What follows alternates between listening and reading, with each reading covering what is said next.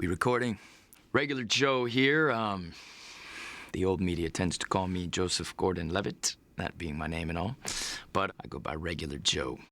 I acted in this really fantastic, huge Hollywood movie called Inception, and it's all about dreams. Dreaming is something that's always fascinated me. If we all spend on average like 20 years of our lives asleep, that's about 5-6 years that we all spend dreaming. And man, that's a lot of time that I could be, I could be alive. We continue going about our days and sleep to contrive innovative dreams.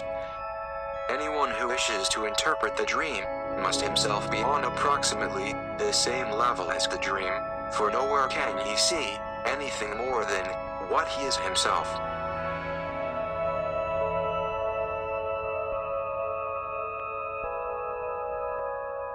Well, what is exactly going on here when I'm asleep, and why do we dream, and what is it for, and what can I maybe get out of it? I'm hoping that in working on this documentary right now, I can maybe learn a thing or two about dreams. I got started smoking years ago when I was a young man, and I finally got to the point of almost a chain smoker. And somewhere in the 50s, the Surgeon General announced that cigarettes cause cancer of the lung. I tried to quit. Then I developed a chronic cough that smokers had. One day I was coughing, and I coughed up into a handkerchief, and it was pink. And a chain smoker could only mean one thing, cancer of the lung. And that's a death sentence. And the despair I felt, and the self-hatred, I should have quit, I won't see my children grow up. Just incredible despair. And then I woke up. And the dream was so real, I didn't smoke another cigarette. I call it the dream that saved my life, because I probably would have kept smoking.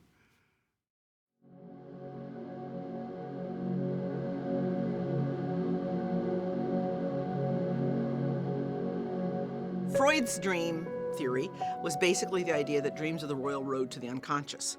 His whole idea was that the unconscious, the tip of the iceberg, is, of course, consciousness, and everything underneath is unconsciousness. He, however, viewed this sort of suppressing this unconscious material is because there's all kinds of unresolved, libidinal, instinctual, yucky stuff down there. We're less likely to see that today. Yes, a whole lot goes on unconsciously, but a lot of it's just a much more efficient way to process information. He brought attention to dreams, put importance on dreams, but he also pathologized them. And that's too bad, because they're not. They're perfectly normal. He thought that we only dreamed when there was a conflict. And that's one thing that the physiologic research really showed, that Freud was just dead wrong on how often dreams are happening. They're happening with great regularity for everyone, whether we recall them or not. When we go to sleep, our brain deactivates. Everything goes down on slow running. It's almost like we're hibernating, so to speak. Dreams happen when the brain is reactivated. Every 90 minutes approximately, the brain becomes much more active. The eyes start moving around like crazy. And that's basically when most dreams occur. REM sleep is also called paradoxical sleep. And it's a good name for it because it's a state of the brain in which the brain is turned on as much as it ever is, but it's detached from the body. Why then do you see when there's nothing there?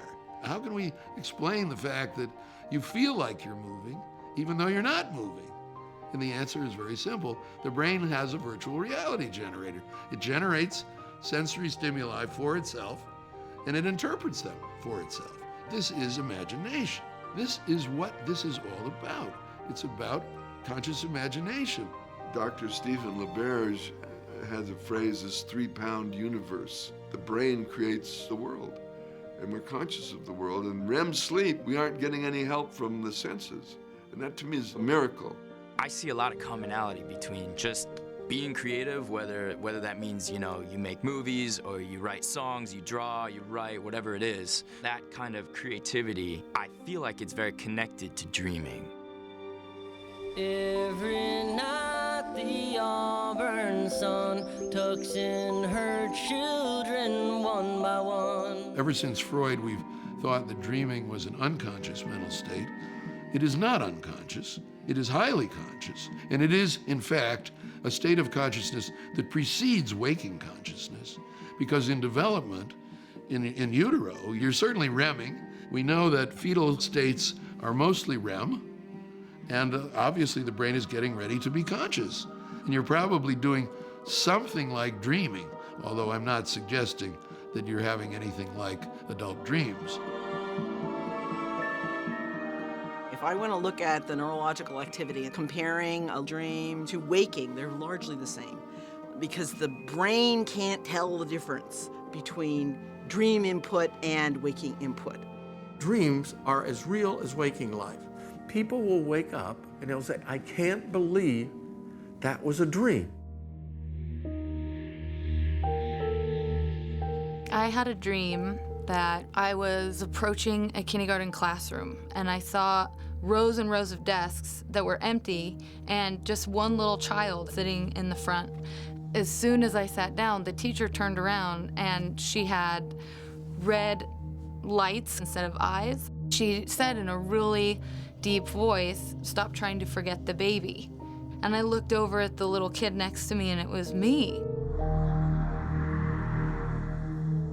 What's always been interesting to me about dreams and about dreaming is that unlike other forms of psychological distortion, whether it be memory loss or psychosis or hallucinations and so forth, dreaming is a very positive, healthy experience, and it's one in which somebody normal with an ordinary mental process is allowed to view the world in a particularly distorted and surreal way. And sleep does have that sense of losing control as we spin into sleep, because we are losing control of our, quote, mind at that particular point. When I was doing laboratory sleep research, I would stay up all night, so I'd sleep deprive myself. By morning, I was very, very prone to have somebody walk in the door of the lab. There wasn't anybody there. I was hallucinating. I was having sleep onset hallucinations. Those hallucinations, if I was sleeping normally, would be contained in my dream world. Freud and Jung both said that let the dreamer awake and you will see psychosis. In your dream, you have the capacity of seeing things that aren't there. If, for reason of sleep deprivation, drug taking, or bad genes, you have that dream experience during waking, you will call it psychosis. And that's what psychotic people experience all the time. They experience waking consciousness as if it were dream consciousness. Their waking consciousness is dream consciousness. Every brain has within it a potential. That doesn't mean it's sick, but every person certainly can become psychotic, and every person does become psychotic every night of their life. It's normal.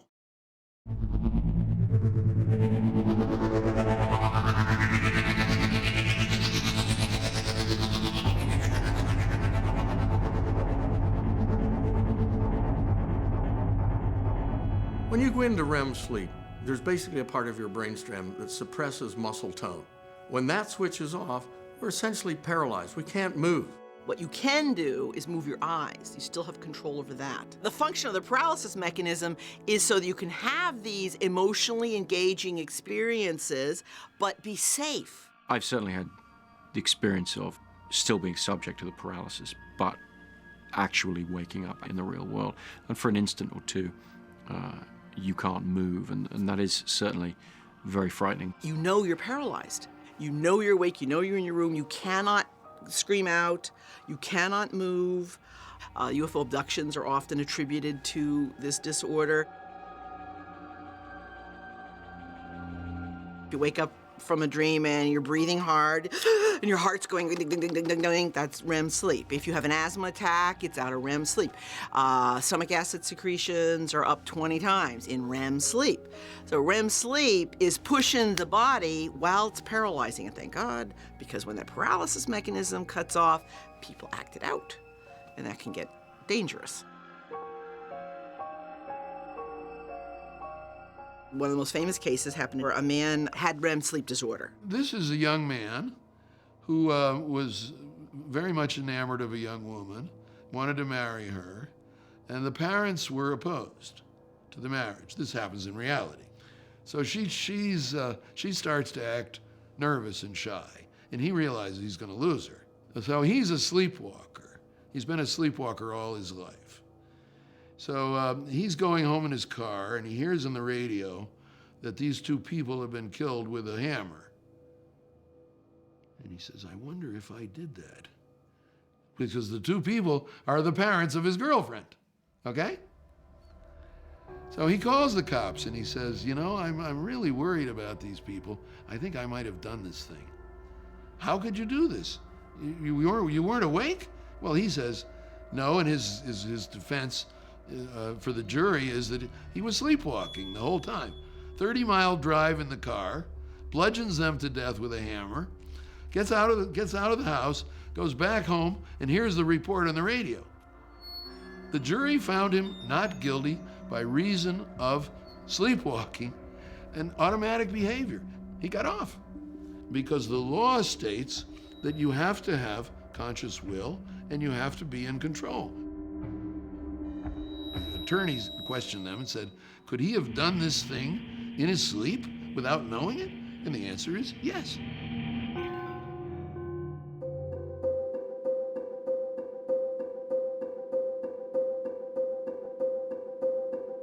I find that literally trying to recall dreams or trying to relate a dream experience, I find that to be really impossible.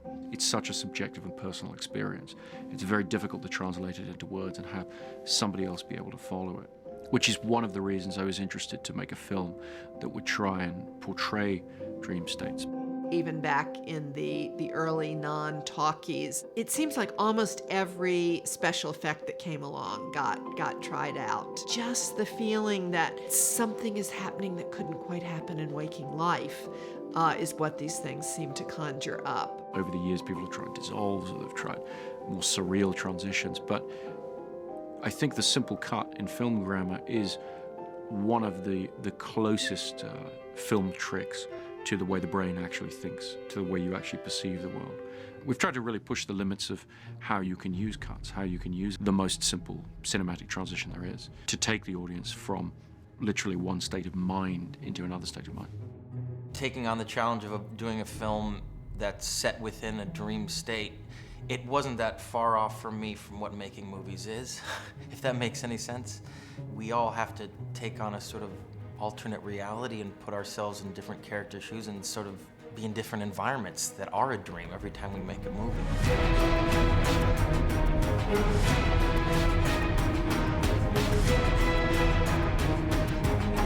For me, one of the key components of dreaming is that you don't feel yourself enter the dream. You can feel yourself come out of it. You can very specifically wake from the dream and know exactly at what point of the dream you've woken from it. But for me personally, I would never feel myself entering that state in a conscious way. And so in portraying dreams and the entry into dreams in the film, it was very important to me to try and really do it the way it felt. And the way it feels to me is that you find yourself in the middle of a situation, in the middle of an environment. And that as the experience ends, you become aware of where you are physically in the world above the dream, if you like. And so the way we portray the entry into dreams is we throw the audience into the middle of an experience, and then they become oriented through coming out of that dream. When we look at the dream life of people in general, the emotions are mostly negative. They are mostly sadness, fear, most of all apprehension or anxiety, and we'll throw in confusion, puzzlement.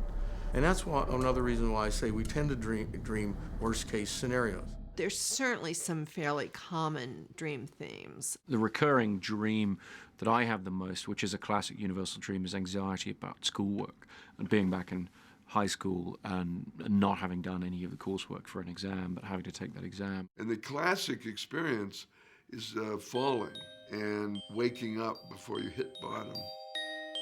I went to school and I suddenly realized that I'm only wearing my underwear and everyone else is fully clothed. Half or more of people will say, I've had that dream at least once. A dream of being in public, inappropriately dressed, of their teeth falling out, a dream of flying under their own power. Bad dreams are very common. Anger, attack dreams are very common. One evolutionary theory is that dreaming helps us to practice dealing with threat in a safe place while you're asleep. And that then once you rehearse running away from the saber-toothed tiger, you're better able to do it, when you're awake. These are important instinctual acts, being able to fight, being able to run away, being able to be afraid, as well as, being able to be friendly. Life is a constant negotiation between these emotional states. And dreaming, I think, reflects it very clearly. You could be a human being in any culture and not know the other person, and yet we have the same dreams. Human beings are bound together by dream consciousness in this way. It signals really the bond that unites us all. There are different ways to interpret the dream, that people are naked in front of a crowd and feel exposed. This is a very collective dream, but the Jungians would interpret all dreams in terms of how the soul can develop. And so this is about embracing the body, embracing your full self, but also learning to set clear limits and boundaries in your life so that you don't feel exposed or don't feel uncomfortable. The Native American version of that is that Native Americans connect everything to oneness, to the earth, and how we're all connected. And so I think the interpretation would go around how to be reverent to the body and how you can create a life where you feel comfortable in your body and use it as a temple for the spirit.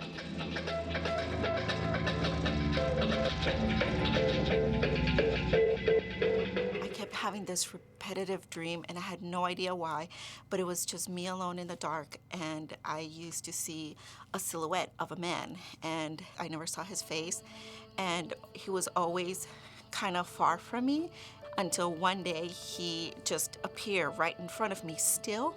Could not see his face, just his silhouette, and he embraced me. And the feeling that I got was just this love and almost like a complete safeness, I guess. And I woke up thinking, well, that's kind of weird because I don't know who he is. I've never seen his face, so it must have been like maybe a few weeks later. I met a guy, and our first kiss was exactly what I had seen and felt in the dream. Maybe something or someone was telling me, hey, you're gonna meet that one guy. We were married about 6 years ago, and now we have a 2-year-old daughter.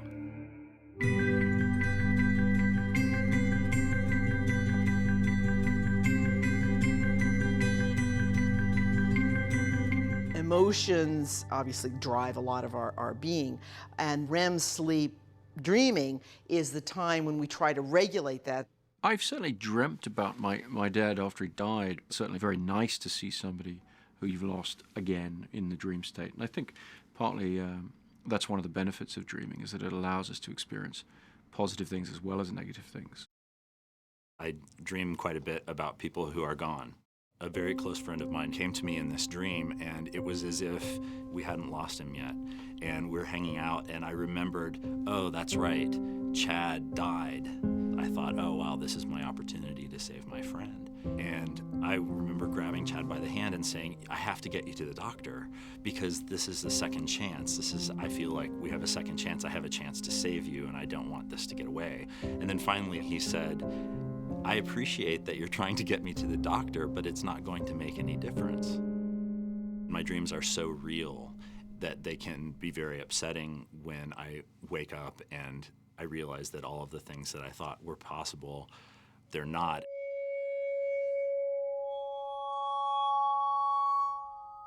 The film certainly deals with the idea that in a dream you can re-experience your time with somebody who's either passed away or is no longer around. There's a sequence in how memories put together this startling new information he's dead with all of this history of wonderful interactions with my dad. Memories do that by initially making a mistake. Oh, hey, wait a minute, he's alive. Well, no, he's dead. And eventually, over time, we put together the he's dead with the memories of the love that he had. That's what REM sleep or dreams do.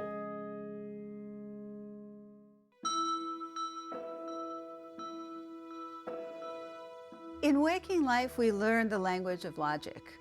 We learn how to solve problems using the typical functions of the brain. How do you pass a test? How do you cross the street? How do you raise a family? And it's so useful. But dreaming is very different than that. The linear mind, the analytic mind, the logic is shut off. So you go into a whole different realm that conveys information in different terms, in terms of imagery, in terms of symbols. I've always found dreams to be a pretty fascinating creative space in terms of taking the pieces of the real world and mixing them up into bizarre combinations. By shifting the pieces around, I think it helps you feel differently about a project you're working on or something you're doing. And I've always valued that sort of creative arena. The ideas about dreaming that I've been fascinated by, that I've tried to put into the film specifically, are things like I've always felt that my brain was working even faster than it can do in waking life. It feels to me that time passes more slowly in a dream. I would drift off for 10 minutes, but I would have had an hour-long dream. There have been a lot of attempts to influence dreams, and the most frequent way to try to influence them is through some sensory stimulation. You drop a little cold water on their back, you tickle them, you whisper to them, play a bell. Occasionally, one of those stimuli will get through. Now, when it does, it's often then incorporated in a very interesting way, a very creative way. And so the bell becomes, some part of music. But the important thing is that those sensory stimuli are not triggering dreams. They don't easily get into a dream. A dream is pretty autonomous. And when they do, the dream just assimilates it. I mean, our mind just puts it into the ongoing narrative. What's shocking to me is the detail with which the mind can create a world that you think, and your mind thinks, is only perceiving it. In other words, you create the world and you perceive the world simultaneously in a dream.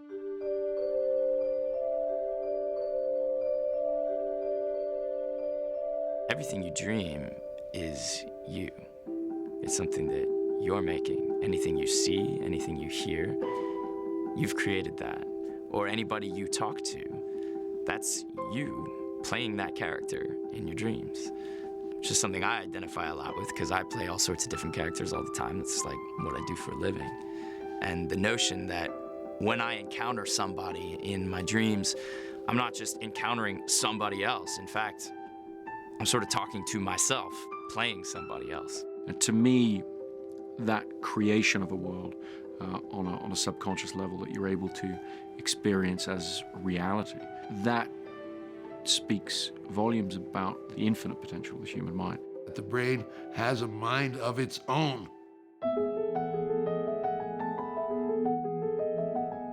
The brain is a filmmaker. The brain shoots, rolls, directs, script writes, edits, does everything all at once, automatically, every single night. Have you ever heard music in a dream? Well, you were making that music. You were composing it and performing it all at once in your dream. There are some musicians who have said, I have dreamed new tunes. And in one case, a person woke up and he said, wow, that was great. Wonder if I ever heard that. And he played it, and then he played it for his friends, and they hadn't heard it. And he decided, maybe I dreamed that. And his name is Paul McCartney, and the song is Yesterday.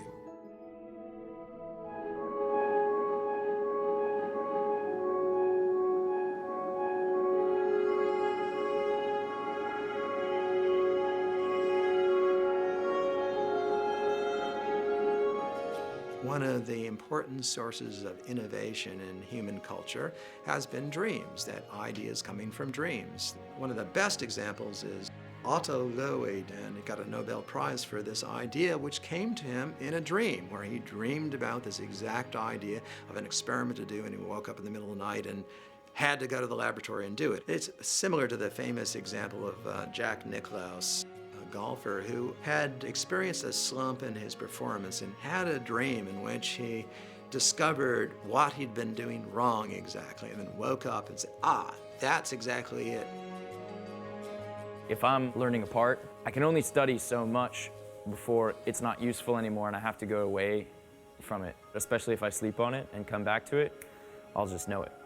The brain is working on stuff even when your conscious individual ego self isn't telling it to.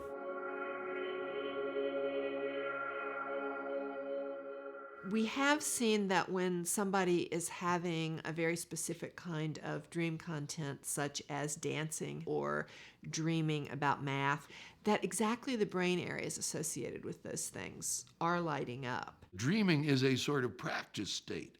You're running the programs for waking.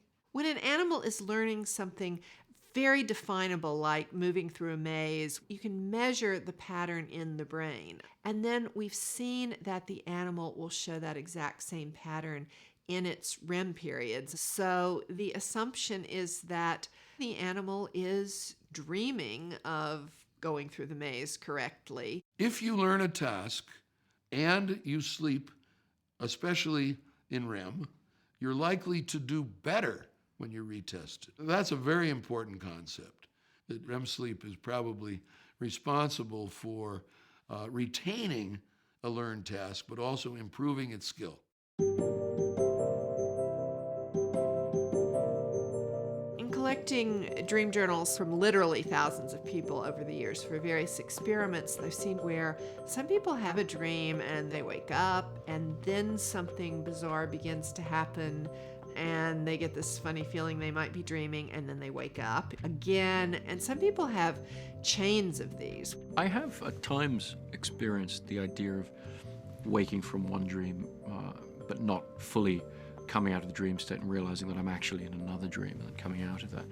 What's interesting to me about that is the idea that we can dream a dream within a dream. That to me suggests this infinite potential of the mind. And I think the limitless nature of that is pretty fascinating. I've always wanted to be able to have lucid dreams. Lucid dreams means that you know you're dreaming while you're dreaming. Then you have choice. Then you're able to do things that you couldn't have done if you didn't know it was a dream. When I first started my research, the consensus among scientists was that lucid dreaming was impossible. The basic way I proved that lucid dreaming was a reality, that it actually happened, was to arrange for a recording in the sleep lab where you put electrodes that measure eye movements and brain waves on the scalp and muscle tone of the chin. So the idea was I would agree before going to sleep that tonight when I am dreaming and realize I'm dreaming, I'm going to send a message. And I'm going to do that by moving my eyes left, right, and back. If you see the REM tracings, it's like, this is, you know, it's very clear, really easy to identify on the EEG pattern. You couldn't believe how many years it took sleep researchers to go, no, it's not possible. You can't possibly be awake while you're asleep. Well, actually, yes, you can. And that proved that lucid dreaming happens. One of my favorite things in movies, too, is when a character knows that they're in a movie, like looks at the camera. It's kind of like lucid dreaming if you know you're in a dream. But I think I'm awake right now and in a movie. Hey. Hello, hi. Hi, I'm Joe. Stephen, glad Pleasure to meet you. you. Welcome to my dream. Thank you. Are you awake Yes. or are you dreaming? So this is something that you can do. You can have a lucid dream. I'm sure it's a matter of just recognizing while it's happening. This is a dream while you're in it. When people are first learning to fly in their dreams, they do all kinds of things. Learning to fly. Like I wanna do Superman, this you so know, much. like All right. you know they try a big jump, right? You know, or flapping wings or whatever their models of how would I fly? I will just lean forward and spread my arms, and I just kind of lift off the ground. And when I fly, I don't really fly like Superman, like at rocket speed. It's just kind of this drifting, you know, kind of soaring kind of thing. So it's nice. When I go to bed, I actually look forward to it. So it's a bit of an escape. They're like mini vacations. So it's a personal art. It takes training, takes work and practice, and you get better at it. It's an art. Yeah, it is.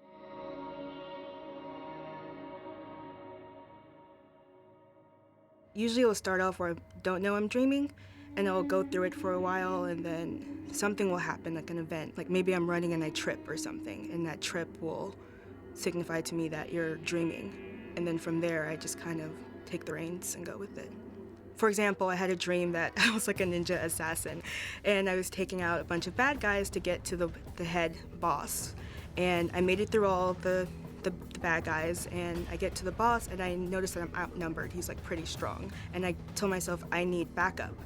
And then I just imagined backup there, and then we just took him down.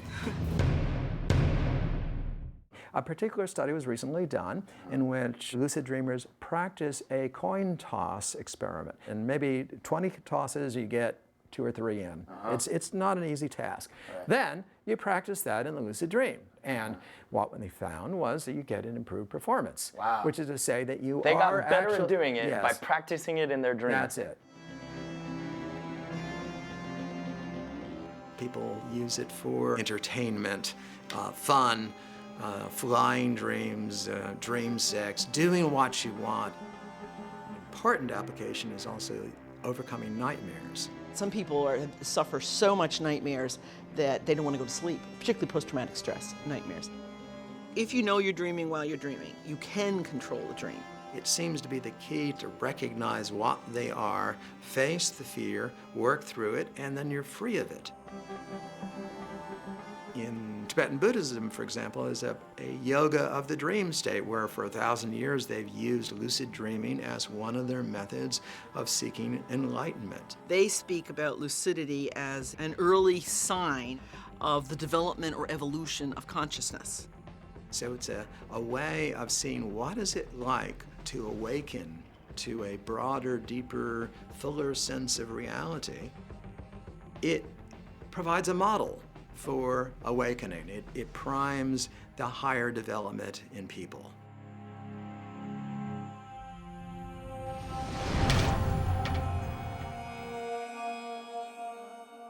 You certainly could have more lucid dreams. Yeah?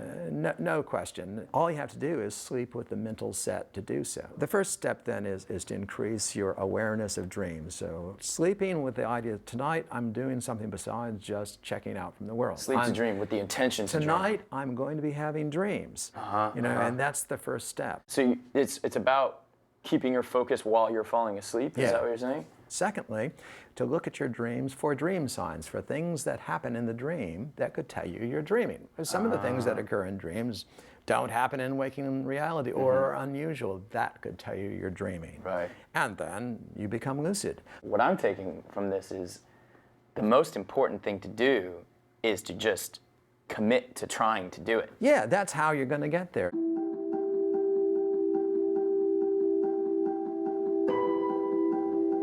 It's clear to me that a dream is an experience of the mind, but it's not possible to dismiss an experience of the mind as unreal. When you dream or when you imagine things, there's reality to that. If you're dreaming about your relationship with a person and what you think of that person or ways in which you interact in the dream, the emotions we experience are real. They're as real as the emotions experienced in the real world. There's no more proof for these things in the real world than there are in the state of the mind. That is where emotion takes place. Consciousness, most simply, is usually separated into sleeping and waking. Then there's all these transition states. Daydreaming. This is not a task-oriented kind of consciousness. This is where you let your mind drift. Falling asleep, the hypnagogic state, feverish states, virtual reality kinds of states. Fantasy, there's hypnosis, meditation. The consciousness of leisure time, play. And it turns out that these transition, not sleeping, not alert, waking, focused, in fact occur and account for some huge amount of the day. I've heard figures as high as 50%. You have to sort of be aware of the camera and what's going on with that, but then you have to largely ignore it, and you're being somebody other than you normally are. I spend a lot of time in that sort of dreamy place.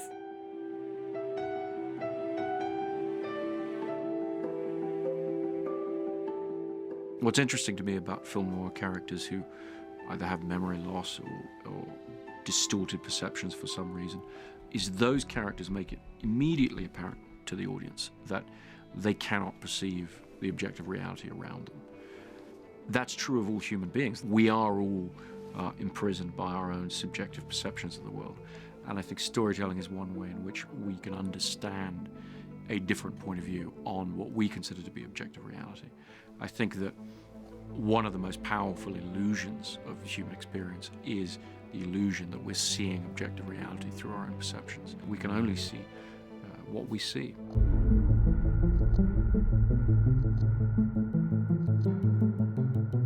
Lots of people have drawn the metaphor between dreaming and movies. The first theaters for showing films in Europe, in England, were called dream palaces. Just the analogy that you're watching these hallucinatory, vivid images kind of passively in the dark seems true of both things. For me, going into a movie theater and sitting down, and after about 10 minutes, you finally relax and kind of merge with the screen. It's so exciting, it's so scary, it's so happy that you just are part of what's going on around you.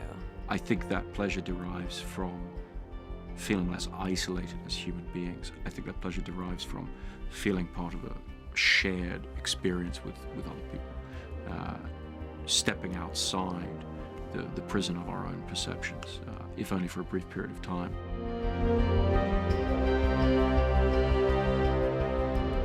There's a certain magic, I suppose, that happens when you're making movies, that when you're an audience member, being able to be visually stimulated, it tells the story through pictures in a way that you can never do through words, that you can never articulate. You can't ignore the fact that if you can conceive of something, if you can perceive it or experience it within the mind, then on some level it exists.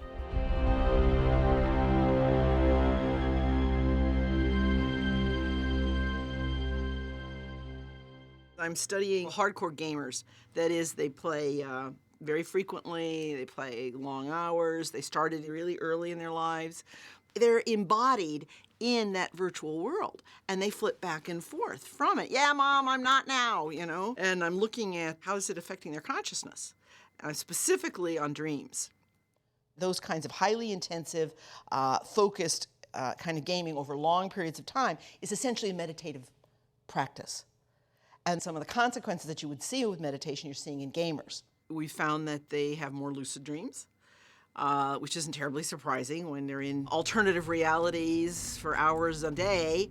And we also found that their nightmares are not like what we see in non-gamers, and that is they're empowered by the threat and the chase, just as they are in a game.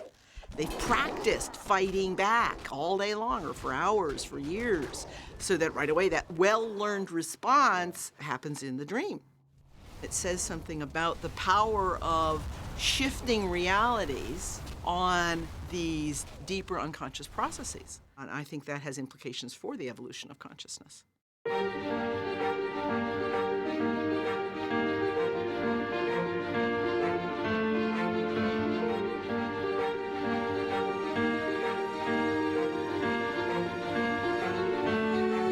In the West, we have a very externally oriented view of reality. How much stuff do you own? The chair is hard when I touch it.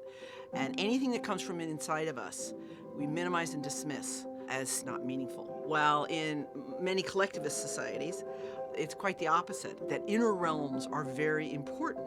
They view dreams as alternative worlds, as parallel universes in a sense. A window to communicating with ancestors, to some other dimension of reality. There's sufficient scientific evidence that says consciousness is not just in our brains, but it's in the world around us. And thus we have telepathic experiences, we dream of something that comes about, we have all kinds of different states that we experience. I used to have this dream from when I was a kid where I'm standing at the top of this pit and there is this person down at the bottom, it looks like a shadow, and they're just surrounded by snakes. And at the last moment, when this person is about to be attacked by the snakes, I grab this vine and swing down into the pit, grab that person and bring them back up. And that would be the dream. So I tell my mom this dream, and she turns to me with just like a ghostly look on her face and goes, I always have this dream where I'm the person in the pit And at the last second, this person swoops up and saves me. And we were just like, what?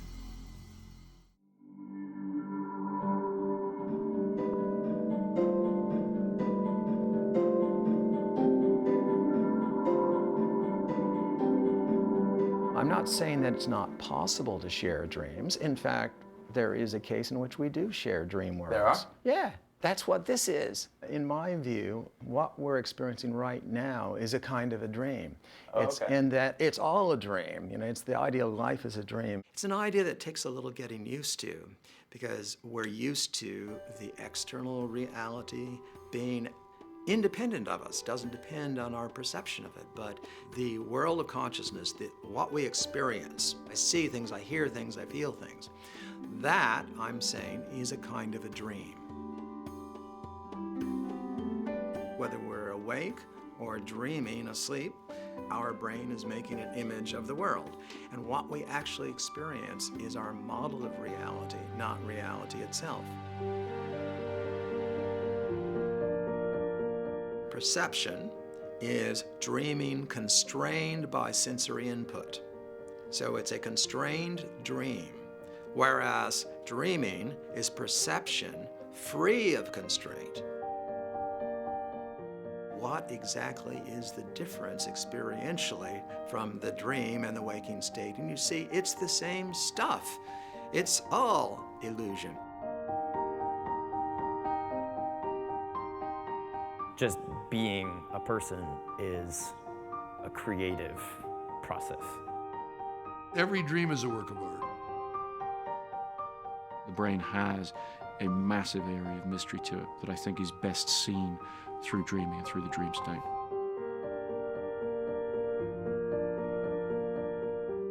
Dreams help solve certain kinds of problems. They help lay down memories for worrying about threats, for fantasizing things we want. I think we're just discovering how many functions there are to dreaming, and that they may be every bit as broad as the functions of our waking thinking.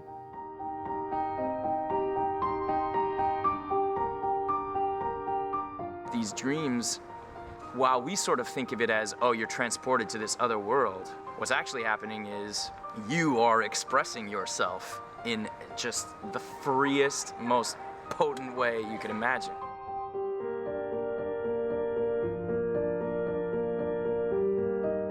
My favorite quotation is by an author of long ago, Havelock Ellis. "A dream is real while it lasts. Can we say more of life?"